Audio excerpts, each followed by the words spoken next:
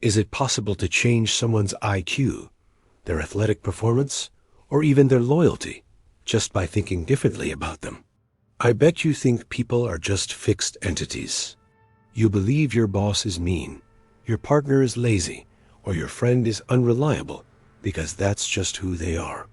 You see their behavior and you label them. It makes sense, right? What you see is what you get. But what if I told you that you are actually the one reinforcing those traits? What if your perception of them is the very thing holding that behavior in place? Today, we are breaking down the Pygmalion Effect, a powerful psychological phenomenon that proves your expectations are a self-fulfilling prophecy. This isn't just some feel-good theory. It's a social programming tool backed by decades of research. By the end of this video, you won't just understand it.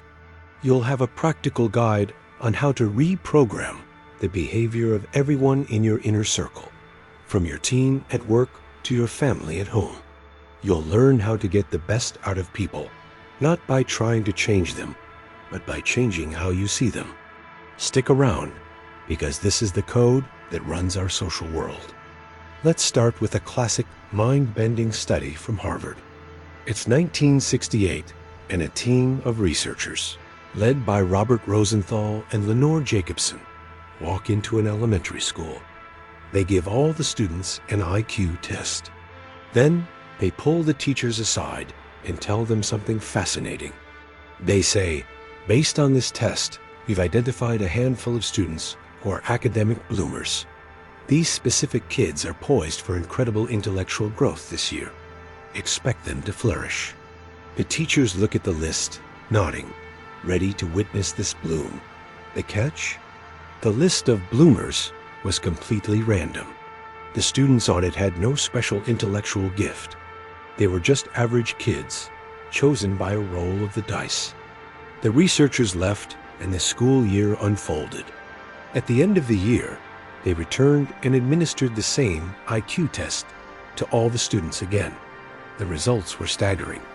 The students who had been randomly labeled as bloomers showed significantly higher IQ gains than their peers. Some of them jumped 10, 20, even 30 IQ points. So what happened? Magic? No. It was the Pygmalion Effect in action. Because the teachers expected these students to be brilliant, they subconsciously changed their own behavior towards them. The research showed they gave these special students more time to answer questions. They offered them more specific and constructive feedback. They were warmer, they smiled more, they made more eye contact. The teachers' high expectations created a richer, more nurturing learning environment for those specific kids. This in turn boosted the students' confidence, made them more engaged, and ultimately made them smarter. The teachers' expectations changed their own behavior, which then changed the students' reality. This isn't just influence. This is the source code of human potential. You don't just see what you believe. You create what you believe. But here's the critical warning. This works both ways. If high expectations can create success, low expectations can absolutely create failure. This dark side of the coin is called the Golem Effect. It's the Pygmalion Effect's destructive twin, and it's probably running a few negative scripts in your life right now without you even realizing it. Imagine you're a manager and you have an employee you secretly believe is incompetent. You expect them to mess up. So what do? You start micromanaging them, checking their work constantly.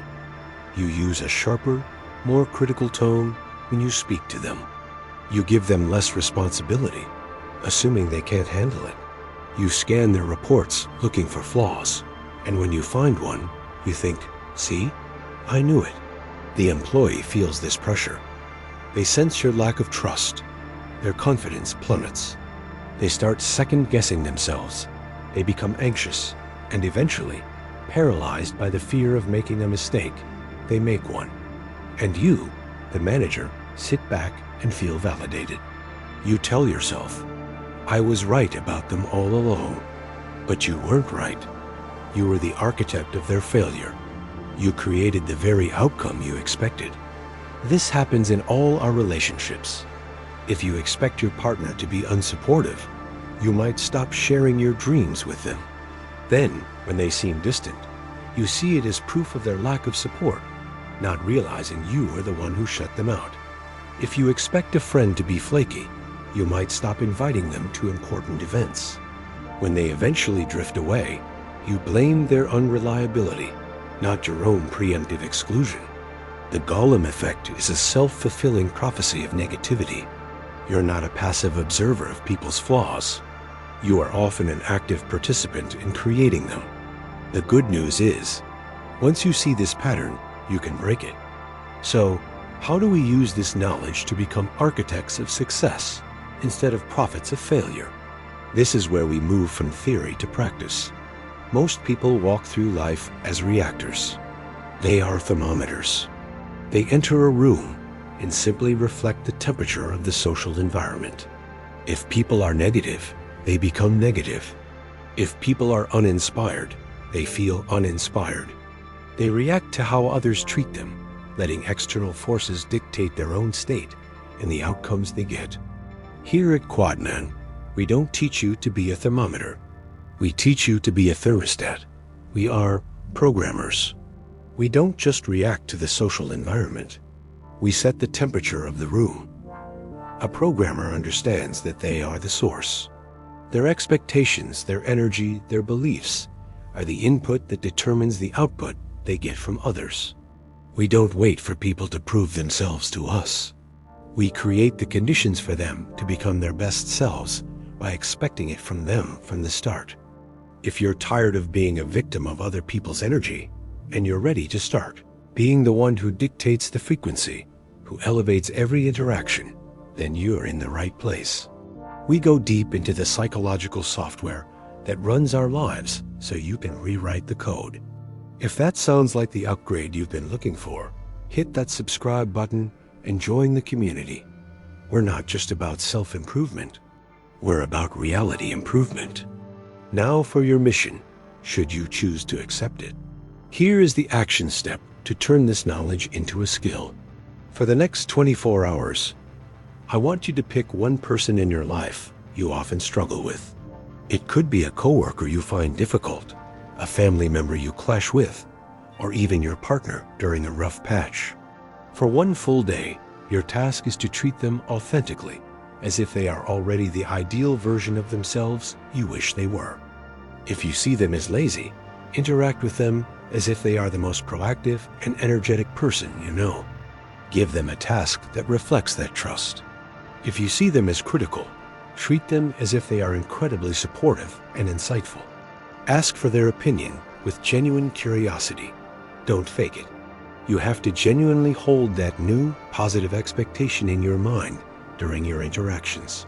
Suspend your old judgment completely. Watch what happens. Observe how their posture changes, how their tone softens, how they respond to your newfound belief in them.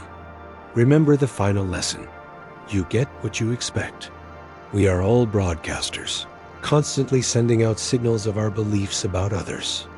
And they, in turn, tune their behavior to the frequency we are sending. If you want a better team, a better family, a better world, start by expecting more from the people in it. See the greatness in them before they show it to you, and you might just be the reason it appears. Thanks for diving into the code with me today. Try the 24-hour challenge and let me know in the comments how it goes. I'll see you in the next one.